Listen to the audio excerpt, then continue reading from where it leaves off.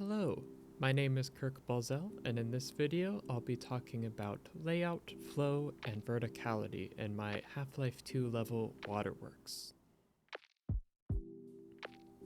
This whole level is centered around a combined hydroelectric dam.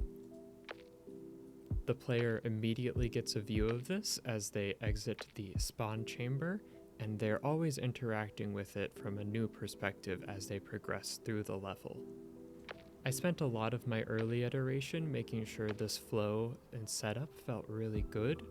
To begin with, I had to up the scale by about 1.5 times to make sure the player had enough room to really utilize their movement. And I also did a lot of work to make sure that the experience wasn't too flat or one-dimensional. This was especially done by always centering the player on the dam with every section of the level. A core part of having a good level flow is making sure that the player knows where they're going. To help with this, I integrated a lot of fences and windows so the player could take in a new section of the level before actually getting in there.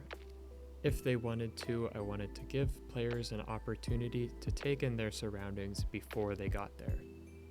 Here, after the first puzzle and combat sequences, the player is getting a new side view of the dam, all while keeping the final goal in sight. I also created opportunities for players to look through the sewer grate to look at the next section before they reached it. I wanted to capitalize on the fluid movement offered by the source engine, so the player could travel smoothly and efficiently through the environment. At the end of the level, the player gets an entirely new perspective of the dam, where they start out at the very bottom of it. This kicks off the final integrated puzzle and combat experience.